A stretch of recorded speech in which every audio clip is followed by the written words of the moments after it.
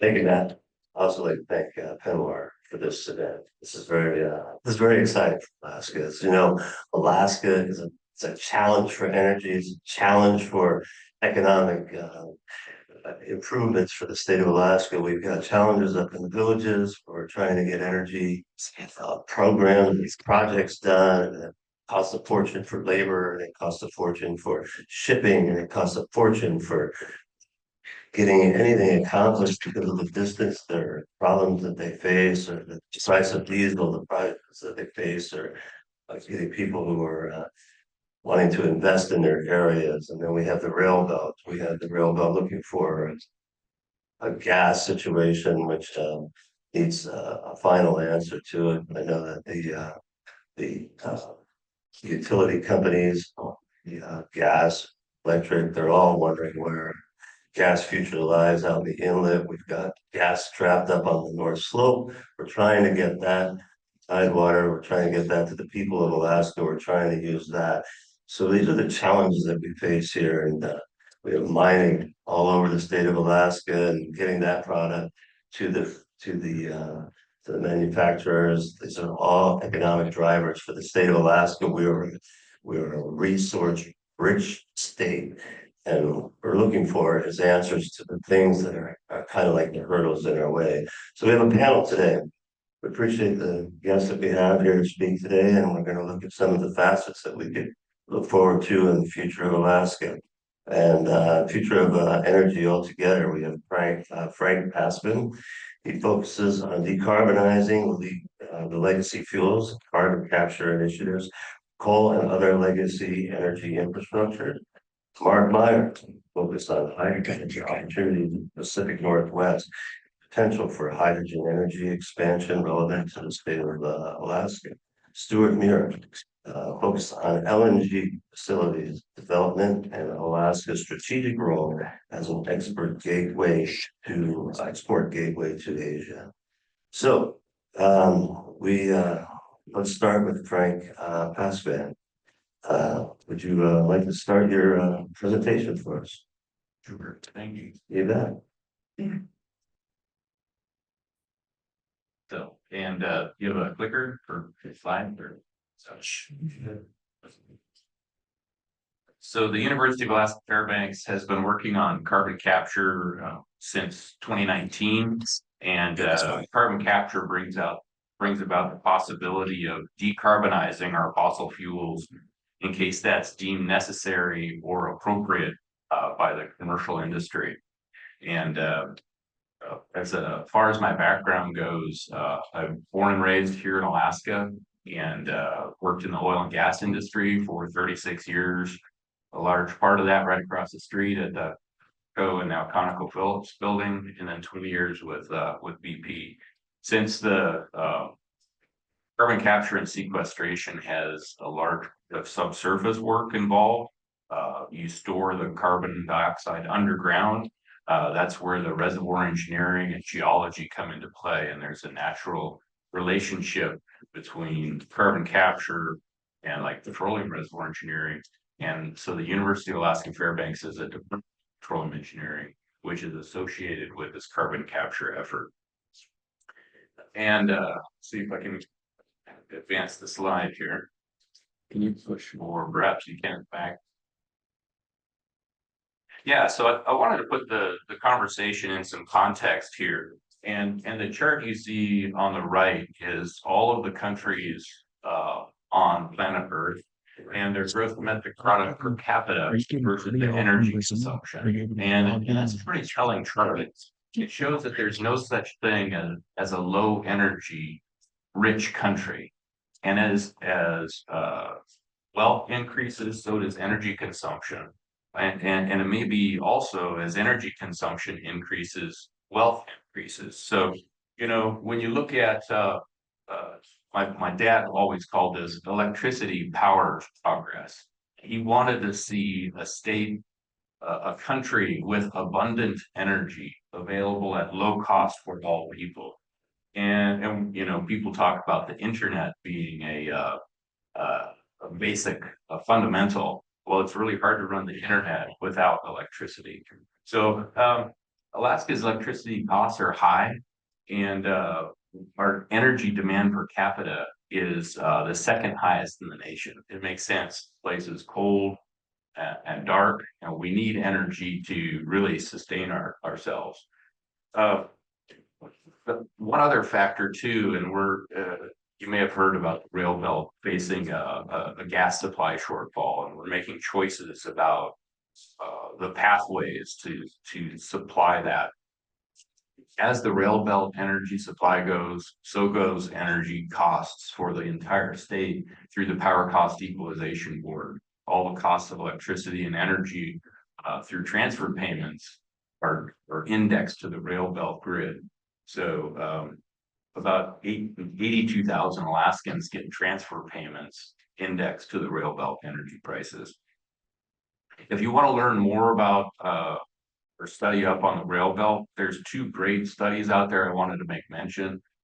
NREL, the National Renewable Energies Lab, has published an 80% renewables power study, and UAF's ACEP, Center for Energy and Power, has in January published their decarbonization study. So those are great studies to put in context all these opportunities. One thing I would say as a comment is neither really considered carbon capture as part of their analysis. And that's because over the past few years, carbon capture has become an emerging technology to help us address and make available fossil fuel energy. So if the next slide, please. So this in one slide, it shows why carbon capture and what it does. So the world's really facing the dual challenges of increasing energy demand, while at the same time addressing the risks of climate change. And the chart there, the little bubbles above each of those different types of power plants, unabated coal on the far left, that's in tons of CO2 per gigawatt hour of electricity. With the addition on the far right, that the same coal-fired power plant can be 1/10 of the carbon dioxide emissions. So that's what is put on the table through carbon capture and subsurface storage or sequestration.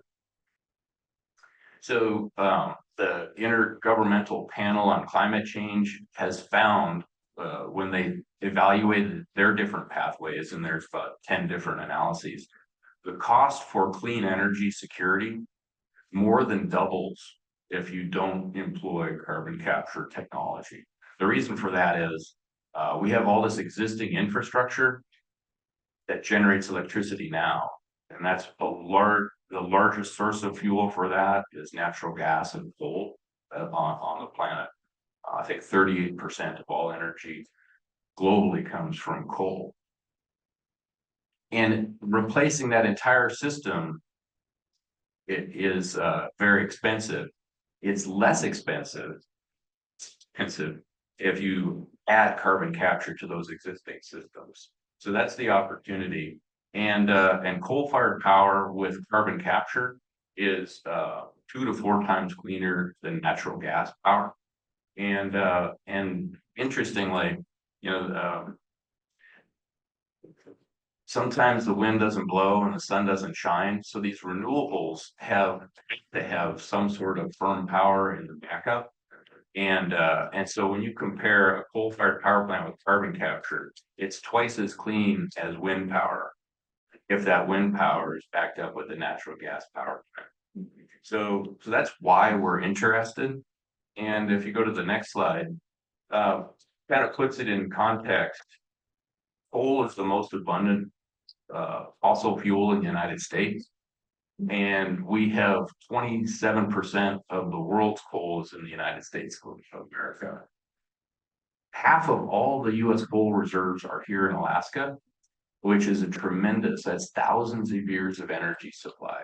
And we've been walking away from that, but with carbon capture, it's really back on the table as an affordable, reliable, and low carbon or secure energy. So that's the opportunity that we're working on. And I guess my last slide, if you go to the next slide, please, is we're leading a work group of parties in the state. And our work group mission is to accelerate commercial carbon capture projects in Alaska. Over the past 2 years, the governor, the state legislature has passed carbon storage bills, which now make what was illegal now legal in the state. We have the carbon storage framework and regulations being put in place. And we have a tremendous amount of activity going on. We, the university, are leading a 2-year study on carbon storage in northern Cook Inlet. And we're going to evaluate bringing natural gas from Anchorage, 2 gas electric power plants, and a potential new coal-fired power plant west of the Mount Susitna. So we're working to develop these resources and put low-cost power from fossil fuels back on the table as part of the energy mix for the state. Well, thank you. Thank you very much, Frank. Mr. Paskvan, we appreciate your presentation. So next, we're going to hear from Mark Myers, Commissioner, U.S. Arctic Research Commission. Mark, if you would please start your presentation. Thank you. Well, thank you. And I just want to comment, when we look at the energy transition, it's a huge challenge for the world. The scale at which we use energy, the growth that Frank talked about, both in terms of the things like data centers and adding a huge, about 16% of energy might go to data centers actually in the future. And then world population growing by the 2050 date that we really want to reduce carbon, 1.7 billion more people on the planet using energy, as well as increased industrialization in the non-OECD countries. So when you look at that scale, we have a challenge of not only lowering our emissions to meet current demand, but we have to look at future demand. So even though renewables are making great progress, they're making great progress against a backdrop that requires a huge amount of energy to manufacture the new economy. At the same time, while providing baseload fuels, why we convert. So it's an immense scale of problem. So in looking at that transition, I don't believe anybody has figured out a practical transmission route that can get us there by 2050. And I think politically we're reluctant to say that. But when you look at the amount of materials we need, you look at the scale, you look at the global issues and challenges, the energy distribution, it's a serious problem. So when we look at those issues, what are anything out there that might help change that balance? What emerging technologies or approaches? And that's how I started to look at geological hydrogen. And so we know hydrogen is an immensely valuable potential fuel. And we have hydrogen hubs forming. I know the Pacific Northwest has one of those. And the challenge is finding affordable amount of hydrogen fuel. How do we get that hydrogen fuel? And can we make it cheaper and more available? Can it be more universally available? And can it be available in places that don't have current access to fossil fuels themselves? So this distribution of that fuel is going to look different. We know it's the Swiss Army knife, and so my hypothesis was, what could we find out there? And I started to look at geological hydrogen as a serious potential. So my hypothesis in this study is that if we could find it in Alaska, it could have the properties of both providing new energy in places that don't have it. It could be done potentially economically competitive with bringing other fuels into the sites, or even cheaper. And it can be done in a way that would survive combustion of hydrogen, for example, reduces water vapor as only else. And then using hydrogen mixed with other fuels lowers their carbon input as well. So you have this Swiss Army knife that's been called of fuels out there, but it's too expensive. And it's very difficult. And I know your hydrogen hub in the Pacific Northwest faces that issue. What is the supply going to be? Is it ever going to be affordable? And then certainly a lot of work is going into the infrastructure. How we move hydrogen? How do we use it? How do we increase demand for it in all these sectors? But sort of the chicken or egg argument is you have to have the first in this case. You have to have an affordable source of hydrogen. And could that be there under the ground, underneath our feet as we speak? So I'll start with that. And if so, how could it affect us in the Arctic, in particular in Alaska, but also what are the broader impacts of that? So the next slide. So I have to start a little bit with explaining hydrogen itself. Yeah, you know about it because anyone that pretty much everyone in this room is educated in all what a wonderful potential fuel it is. But how do we produce it? So this chart on the top shows there are three major ways of producing. If you look under the gray bar, we manufacture it from other fuels. And that's in this case, methane or coal. To do that, we have to add a lot of steam, a lot of heat, so a lot of energy. We have to have catalysts, and we convert it then. We strip out the carbon from the hydrogen, but the carbon then combines with CO2. So in that structure, we produce about 10 times as much CO2 as we do hydrogen. So the net goal of the hydrogen is to reduce carbon input to the atmosphere. We have to sequester that carbon sequestration, as Frank talked about. So we need the carbon sequestration methodology that adds cost and restricts locations of where this might occur, unless you can move huge amounts of CO2 to sequestration sites. But anyway, it is clear that the source of hydrogen that we produce now is basically the technique with natural gas, and we release now the carbon dioxide in the atmosphere. That's about 98% of the world's CO2 gets produced today. I mean, hydrogen gets produced today. Where do we use hydrogen? We use some of it for fuels, but we use most of it in industrial processes. And as we see a huge demand projected for hydrogen, like 5 times as much needed by 2050, it's somewhere in that kind of range in the scale. So, but it's expensive. And then you have to sequester CO2. The next way is on the gray slide. It says H2O. We know we can take it and create hydrogen, take the hydrogen that's in water again and convert that to strictly hydrogen gas, and I'll take the water, the oxygen, use that as well. That process requires immense amounts of energy. In both steam reforming and in electrolysis of water, you use more energy in separating out the hydrogen than you get from the hydrogen itself. So in both these cases, hydrogen becomes a convenient storage conversion fuel, is not a primary source of energy. Challenge with that is you have to have a huge amount of excess renewable energy available at your site to make this work. Nothing technologically difficult with this. The reality is it takes a lot of energy that doesn't exist there. And now, if you decide to use your current fossil fuel source of electricity, you're not gaining anything in terms of the fuel, because again, you're using more energy to create it. So we need a cheaper, better source of hydrogen. And that's the little line on the bottom, the kind of the gold color. That's the third way. And that's what's gotten me excited. What if we had enough hydrogen under the ground, similar to natural gas, that we could simply produce as hydrogen gas? Then it's a primary source of energy. The cost of production can be much less. There are estimates by the Department of Energy now and pretty sophisticated analysis that suggests well under $1 per kilogram, which is kind of the holy grail price for hydrogen. So I'm going to the next slide to talk about how geological hydrogen is actually created. Next slide, please.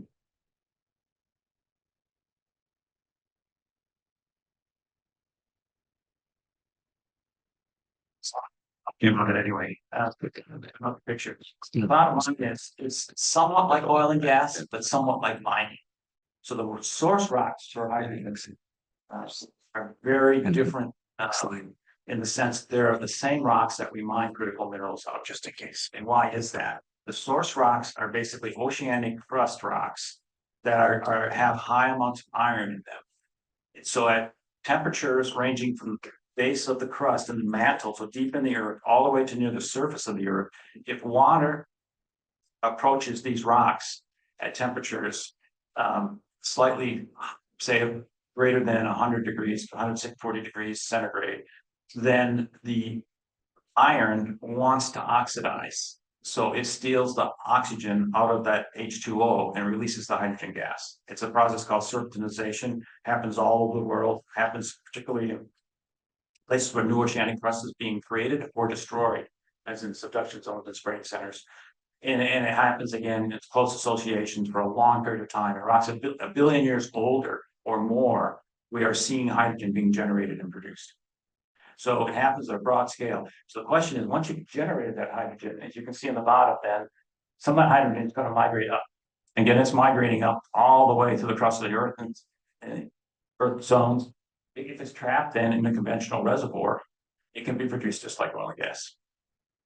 Conversely, and technically, if you just have the rocks themselves, and you inject steam and temperature pressure, you can naturally take a natural process and you can create a synthetic version of that process. So stimulated creates the hydrogen. So the question is, why haven't we figured this out before? Next slide, please. This just shows the kinds of environments where we know this process is occurring on a massive scale on our planet. The first is spreading centers. So if you think of the Atlantic Ocean opening, Iceland, those are places where the rocks are being created. The magmas that are rich in iron are making seawater and creating hydrogen. The second is this subduction zone, the one on the right.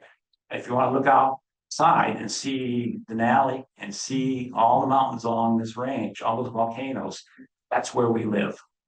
And that's where most of the Pacific Northwest live. We live in that environment to the right. So we are generating immense amounts of hydrogen, no doubt geologically, in our ground geologic factories on a massive scale. So the question then becomes, can we, next slide. Can we make this work? Well, if you look at the various revolutions in energy that we've seen, and many of us have been alive for them. We had the Arab oil embargo. We had the insistence of conventional oil in Alaska because of that. We had the shale revolution. The shale revolution occurred largely, and it occurred in the 1990s, but it largely occurred with technologies that was first developed in horizontal drilling was necessary, developed in 1929, and hydraulic fracking developed in 1947. Those technologies had to come together with Mitchell Energy really taking existing technologies and using them in an applied special way. So it's interesting to see, sometimes these technologies take a long time. First oil and gas well drilled 1857 in Romania, 1859 in Drakewell, Pennsylvania. And look how long it took to start these industries. So beginning stages, those first discoveries led to huge revolutions. Now, these discoveries in hydrogen, geologic hydrogen, wells are being drilled elsewhere. The discoveries are being made, huge investments. This first slide shows you the companies, this is 2001, that are working on this in the world. How many of you have heard of geological hydrogen production before today? Okay, how many have not? Okay, when you look at the scale of this is 2001. This map, if I could find a current one, would be more than double the number of companies that are involved with this globally. Next slide. These are key research institutions that are working on this as of 21. Again, this map would look at least double around the world. Again, you've barely heard of this. DOE has funded only a very small portion of their work for this geological hydrogen. Most of it's gone into the infrastructure or the hubs. So for this opportunity, if this resource really exists at the quantity suggested, we have a lot of people working and we have a lot of money and investment, Gates Foundation, the Breakthrough Energy, a huge amount of work going on, and discoveries are being made as we speak. Investments are being made, land's being picked up in areas. So it's a pretty exciting time. In Alaska, nothing's happened. Zero. So about a year and a half ago, again, in my commission role, I started looking, well, what can we start this? Can we get interested in this in our state? Can we make this work? And I'll show some steps. I know I'm running out of time, but we'll need to do that. And why should we do it up here? But I will say, you have a major discovery in Saskatchewan, for example. There you have the right geology in much of the Penwar states, including Washington, Oregon, and BC. We just don't know. No one's done the work. The fundamental research work, no one's done the exploratory drilling yet, but it's happening. They're drilling in Iowa as we speak. So that's one of the other exciting things is this energy exists in many places that do not have oil and gas. It is most likely to be in Alaska in the environments that don't have oil and gas. So pretty exciting. So let me show you a little more. Next slide. How do we look for it? The first lure is where do we find hydrogen seeping out of the ground? In oil and gas, the early exploration was really around where the seeps were. These are where known hydrogen seeps are. Alaska looks kind of, and the Penwar region looks kind of bare, doesn't it? Is it not prospective, or has no one done the research?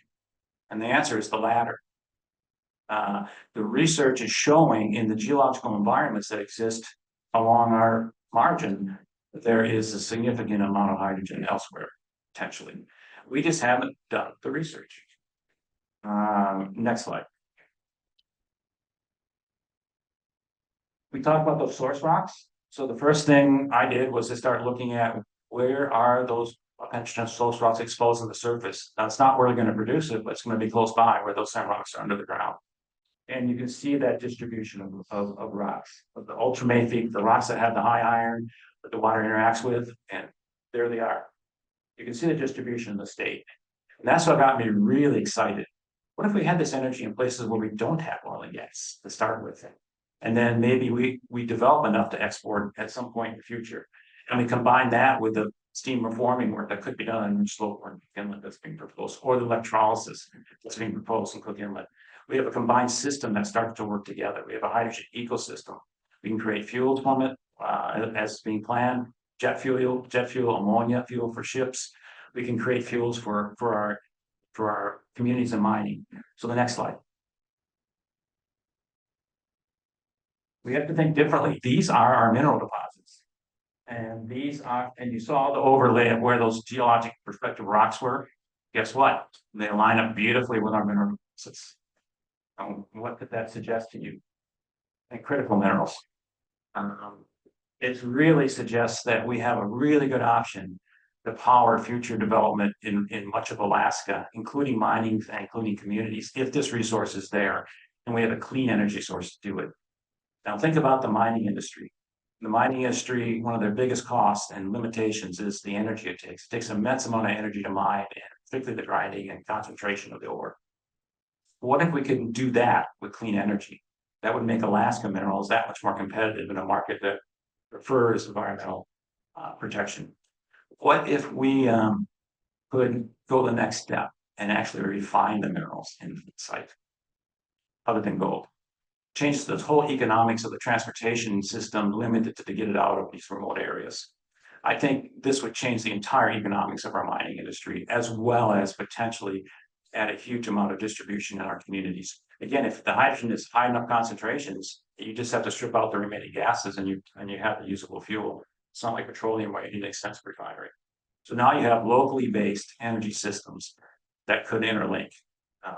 So that's sort of what got me very interested, followed by the next steps. So what would we need to do it?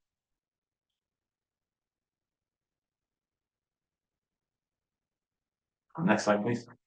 There we go. A lot. We're at the beginning stages. It starts with the rocks. Again, you see the rocks out here, and when you look out the window, we have magnificent rocks. We're doing a lot of work on mining categorization. We have good physical data from oil and gas basins and some geophysical data. We have to compile our existing data sets and get smarter. We have to start looking for the seeps. We need to focus. We need a dedicated geological field program, which we don't have up here yet. We need to develop that. We need to do resource assessment and methodologies. Good news is the U.S. Geological Survey is just finishing up the first assessment of the lower 48, and it's going to start one in Alaska. They need a lot of help. They don't know the local geology in the same way that our Alaskan geologists do, either with the survey or with the state or with the universities. We need a whole effort at a much higher scale than can be done with efforts assessment. The good news, it's being done.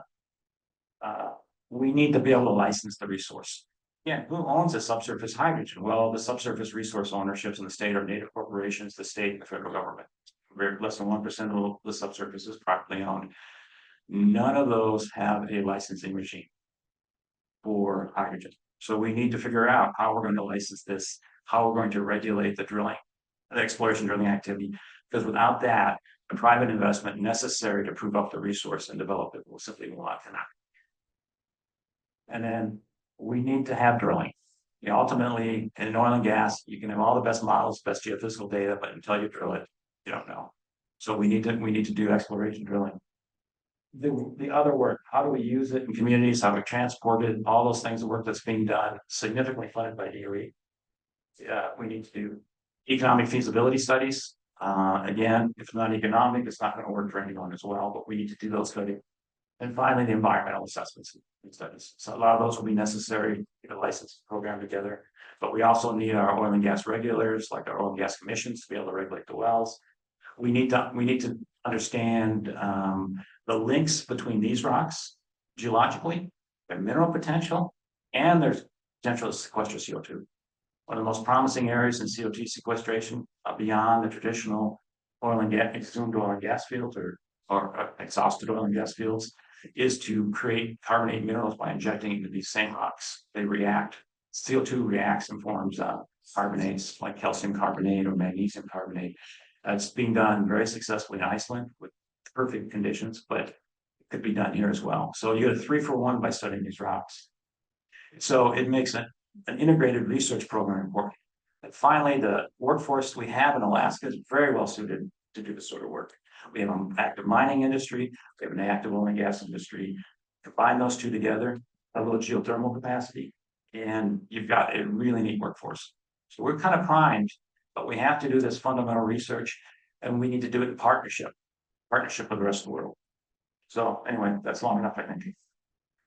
All right, well, we really appreciate it. Thank you, thank you, Commissioner Myers. Appreciate it. So next we have Stewart Muir. Stewart, founder and CEO, Resource Works. I thank you for being here. Begin your presentation. Thanks, George. I'm going to see if the clicker is going to. Is it on? Is the clicker on? Is it on? There's a red light that comes on when I. It's on. Oh, we'll just take that.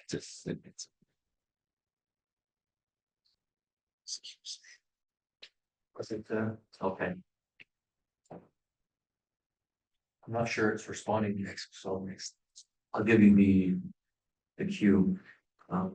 Just going to give you a picture of where we are right now in 2024, primarily on the west coast of British Columbia, but also what that ties back to in the rest of British Columbia and Alberta. Next slide. A decade ago, there was quite a buzz around LNG on the west coast. There were 18 or 20. The number was constantly changing. Proposals. There were also some in the lower 48 as well. And next slide. Here we are today. We've had some of back one, please. Today, we have had lots of LNG development, mostly, however, the Gulf of Mexico, but we've had some success on the west coast of British Columbia. In fact, despite all of those proposals, I don't think anyone ever thought we would have 18 LNG plants that would actually come into being.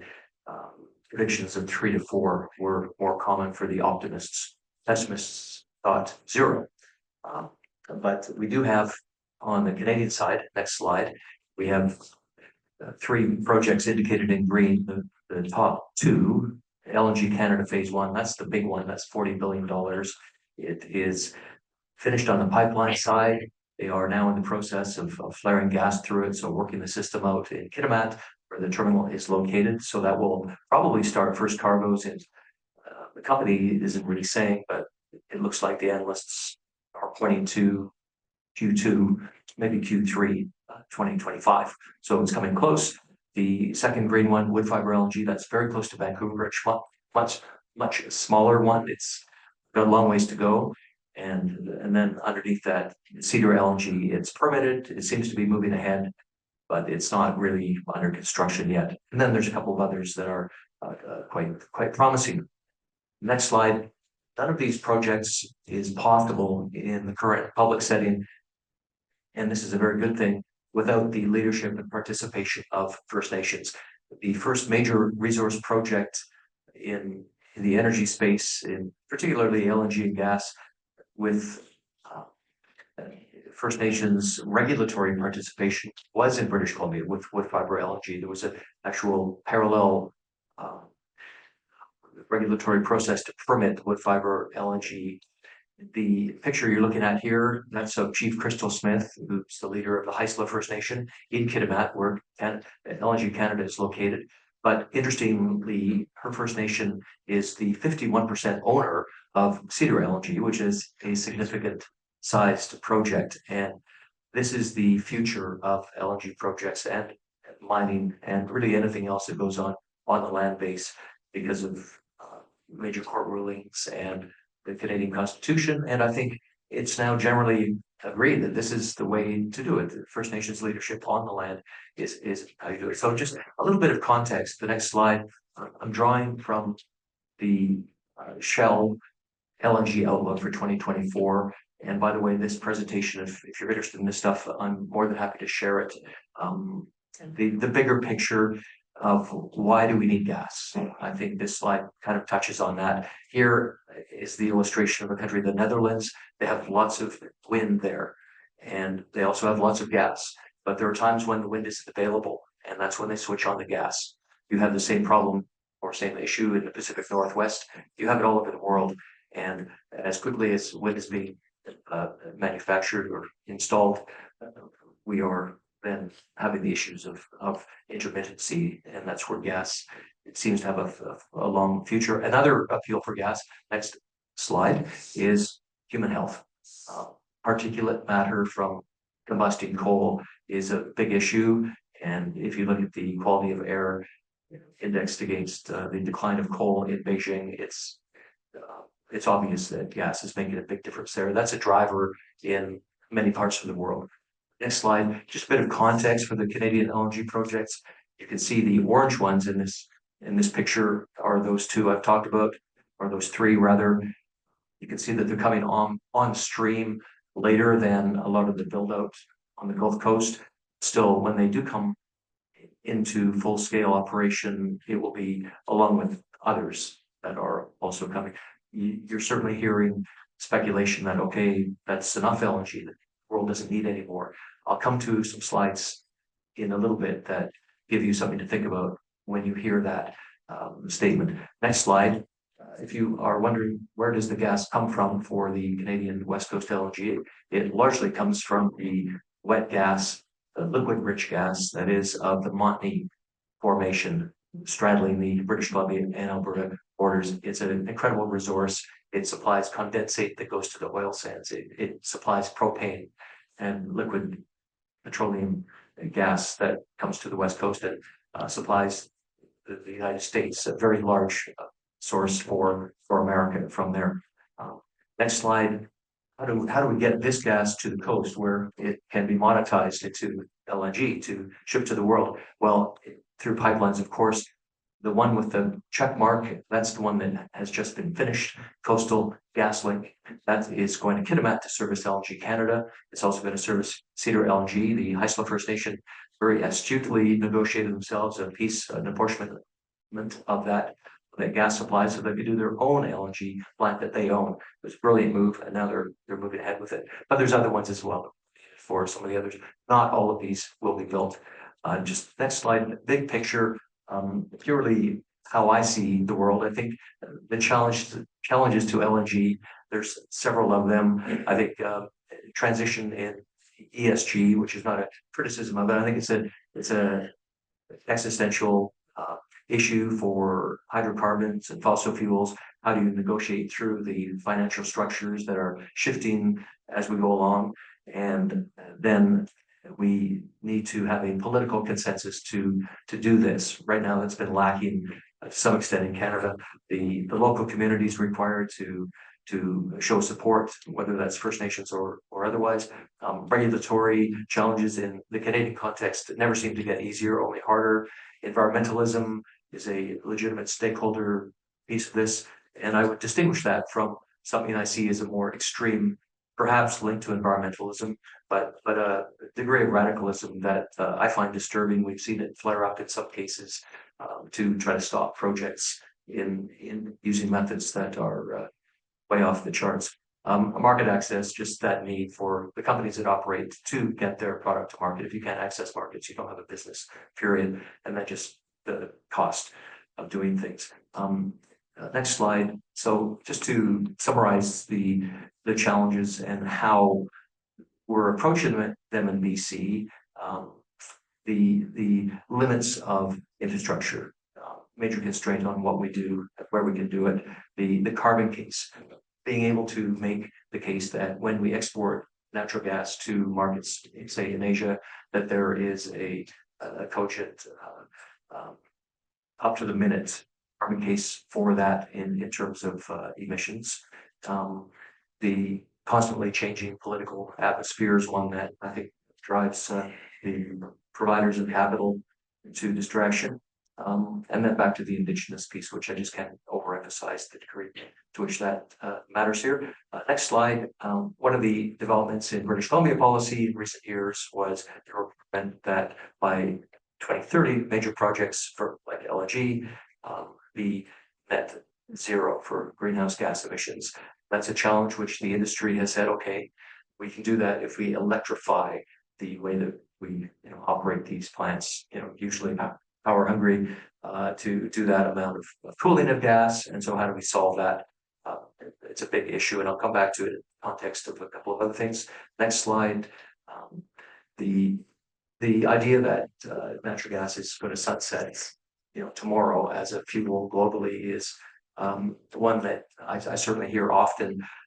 Right now, I think this is a reliable forecast that we will see a decline of gas in North America in the next decade. That will happen maybe towards the end. Maybe it'll take longer before it disappears. But in the area colored green, we have a very long runway where gas replaces coal, which is maybe not everyone's idea of a perfect way to reduce emissions, but it does reduce emissions. Next slide. And you might ask, well, what are they doing with gas in those places colored green? Well, they're using a lot of it for industry, for industrial heat, and for, as I said, replacing coal or electricity. And so that's where that demand is going to be. Next slide. Can that gas come from other things like through pipelines or through local development? Well, yes, it can, but that's not the way it's going to play out. It seems LNG will be a huge factor in how Asia sources its gas into the long-term future. For all of these reasons, I think you can see why investment in the Canadian upstream, midstream, and downstream of LNG is a going concern. Next slide. But it can't be standing still. And as we look at the decarbonization story, the idea of whether it's through hydrogen or through adding CCS, CCUS, or other technologies, this is something that occupies everyone's mind, as it should. And I think if we do this successfully, we will have this LNG industry for a long time to come. Next slide. I mentioned the diverse products that come from the Montney gas, and an example of that here, Port Prince Rupert has been adding propane right now.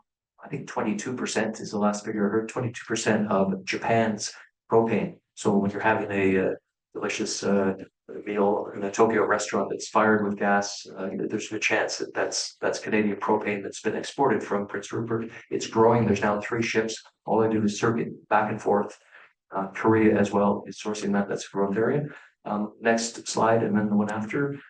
Hydrogen, just a quick bite of that. There is a pretty robust investment right now by the British Columbia government, supported by the Canadian government, in developing hydrogen, green hydrogen. Blue hydrogen is certainly, with the refinery complex we have in Edmonton and opportunities elsewhere, an easier to access product. Whether it's green or blue, though, it needs to get to market. Watch for ammonia by rail to be a significant part of that. There's issues in public discourse that needs to occur, whether that happens here or whether it's part of what you do here. And there is a lot of activity on this. There's a conference in Fort St. John in a couple of weeks.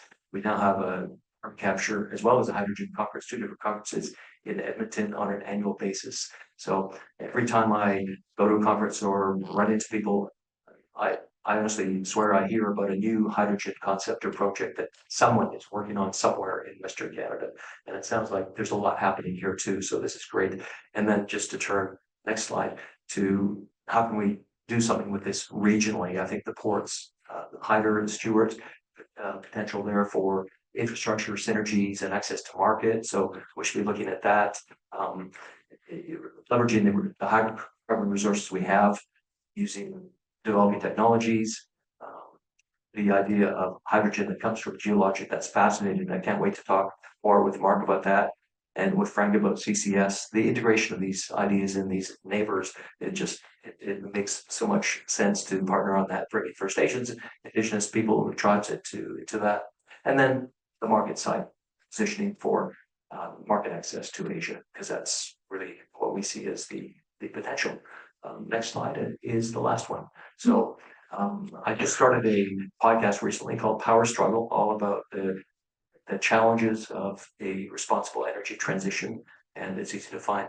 But also our resource works. We've been around a long time. We have lots of information, and happy to share the deck. Thanks. Thank you, Mark. Mr. Muir, appreciate your presentation. So why don't we give her one quick hand here for these gentlemen? Okay, thank you. That's right. So we have time for a question or two. So I guess if I was to look around the room, I see a lot of legislators. I see House, I see Senate, I see some administration. So I guess what I'm gonna ask you now is if you had a magic wand, right, what would you change in terms of regulations or legislation that could help you in your sector or region as we move your items along? And we'll start with the other end of the table and we'll work this way. How's that sound, Mark? Sounds good. Well, I kind of put it on the last slide. We need a licensing regime, and we need capacity within our agencies. So I know the DNR commissioner has shown interest in this, the deputy commissioner, so we're on a good start. But legislation, first of all, funding for the state geological survey. We ultimately, I think we need a national geological hydrogen research act. We have one for methane hydrates, which is significantly advanced the capacity both in the Gulf of Mexico and in Alaska. But some sort of recognizing it. Right now, most of the DOE funding is going to other forms of hydrogen. There's very little. One group, ARPA-E, their Advanced Projects Research Agency, is investing some and is interested in investing more, but headquarters DOE has not woken up to geological hydrogen yet. So again, at a congressional or a national level, an act that would have an Arctic component to it would be a big help in terms of the research and development. Finally, the regulatory agencies, so we're going to have to regulate hydrogen. It's highly flammable, ammonia is difficult to ship, but it's not technically difficult, but we have to deal with the environmental consequences of it. So we need to start thinking in advance about what those regulatory regimes look like. And then we need to attract private investment into Alaska. A lot of private investment is going into geological hydrogen now, very quietly. Last week had a discussion, Gates' foundation that's funding a lot of the Paloma work and stuff. There is a lot of interest. Major oil companies are tracking this very carefully as well. I had a discussion with one of the majors 2 weeks ago. So there's a lot of interest in industry, but it's quiet. In the places where licensing is available, they don't want to announce their lease acquisitions. It's a good business strategy. So, but if Alaska doesn't have a clear pathway toward a regulatory and a leasing environment, we simply cannot compete for the investment. At that point, then we'll get the USGS assessment. We'll hopefully have some funding from research coming in from federal government, hopefully from the state. And it's maybe some native corporation involvement as well. I would hope within that structure, but that can stimulate to answer some of the fundamental research questions. The other thing government officials can do is it can encourage partnerships. Like Penwar is an example of that. But partnerships, the Canadian Geological Survey, the Finnish Geological Survey have both expressed interest in working with Alaska. And then support for the university, the research components of the university that will work on this as well. So we build internal continuity, but we also educate the future workforce. So lots of different things. It starts with, though, I think the most important thing government can do is start doing their own research on this, looking at these challenges and understanding the potential. Thank you, Commissioner. Frank Paskvan, what do you think? Well, if I had a magic wand, so the opportunities in Alaska are immense, and the resources are abundant, and affordable energy, electricity is really the thing which will unlock the potential here, and whether that's geologic hydrogen or new renewables. There's so many competing pathways between these, and we're talking about the rail belts gas supply is a concern. Which path will be followed to address that shortfall? Well, Lisa Wilcox led the Berkeley Research Group study that was commissioned by NSTAR. She said the first investor will set the market. it's a relatively small market here. And whoever shows up first to say, this is what we want to do, and has the cash to make that happen, will set the pathway. I guess, with a magic wand, though, it would be clarity around which pathway would be most effective to set the stage for Alaska's renaissance in abundant energy. And I think the energy committees in Juneau have a strong role to do that. And thank you for your leadership there, because that's our town hall.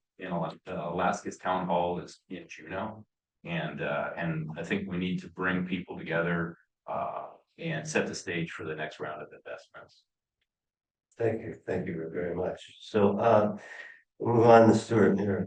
The question, regulations, legislation, magic wand. In terms of regional cooperation, what we can do in the North Pacific as two nations, I would be looking to technology. So sharing information, whether through institutions or other drivers, through transportation infrastructure, and through energy infrastructure. And on the last point, I think that's the moonshot. What is the energy system of a century from now that will be a legacy that is greener than it is now? A decarbonized grid, one that utilizes offshore or onshore wind or both, that uses hydro as batteries for this system, which probably needs to be invented, and the fit of export fuels in there for a period we need to have hydrocarbons, which may be a long period. How do they fit into this in the best possible way? Bringing in hydrogen to this, if these great stores of geologic hydrogen could be integrated into things that we're building today for processes that evolve, and then they're ready for other things. I think there is a chance to blue sky think on this, and I hope someone is doing that. Thank you. How much time we have left here? 10 minutes? So now, you briefly touched on this, Mr. Muir. You were talking about some of the future. And so 5, 10, 20 years from now, what do you see? What does it look like for us here in the state of Alaska or in Canada or in your sector? Well, taking something that's right in front of us, that's happening clearly in the Gulf of Mexico, on the coast of British Columbia, in Alaska, I gather that one particular LNG project is being talked about again. Does that mean it's on the agenda? I don't know, but if it has legs, we're going to be talking about more LNG. And what does that mean for supplying it, for building pipelines? I think in Alaska, as in British Columbia, the indigenous peoples will figure very significantly in this. And what does that mean for other opportunities when you have capacity in First Nations that are involved in the critical minerals story, and these two things become integrated together? We are most certainly seeing that in British Columbia. So I think in 5 years, there will be evidence of that. I could move on to 10 years. That's your answer. That's my answer for now. Okay. I can pass the stage. Frank, why don't you handle this one here further? Sure. Looking into the future, Yeah. 5, 10, 20 years. So I think as we look into the future, we're going to see the costs of renewable energies continuing to fall, and wind and solar will play a greater portion of our grid supply. The thing is, though, is we're not in an energy transition in my mind. It's an energy addition, and when you evaluate the studies that have been done on renewables, those are always added to the existing system, because as variable power, they need to have a firm power as a backup. So the existing fossil fuel power plants in the future will be there, and they will be called upon when they're needed most, when it's dark and cold out and you need to heat your home. So see those systems being decarbonized through carbon capture, and it's a possibility too that we would actually see, we've stopped importing LNG to the local grid, and we've made our own local resources, developed and then no longer need to import LNG from BC. Sorry about that. All right, well, thank you, Frank, I appreciate it. So Commissioner, your view into the future. Well, I think in the next few years, the state for the rail belt, which again is over half the population, is going to have to make some critical decisions. And those short-term decisions will affect the long-term decisions. Within that, it is always the question around, are we going to build a giant gas line off the North Slope? And if so, when? And how much do you want to bank on that for surety? And what's the timing of that? So that has always been the third rail and determining as to whether we would proceed another project. And quite honestly, the potential of that, many of us in this room have worked on, I think, over the years, has always been to a changing international environment, because that is a major export project. And you saw how much new LNG came on the market. So I think we need to look critically at what is the realistic option of building that system and make a decision. Because without that decision, if you don't think it's going to come in time or at all, then you start looking more seriously at exporting off the North Slope, which means then tankers could come around, or LNG tankers could feed the coastal communities, so that you have another integrated piece. Or we do more exploration activity in the Cook Inlet and develop some very expensive resources now that are there, and cover local demand, and leave it at that, not try to export it. Or we build a small pipeline from the North Slope, like a 12-inch line, that doesn't require export, that's specific to market. So those are fundamental LNG natural gas decisions that for the life of us, we can't make.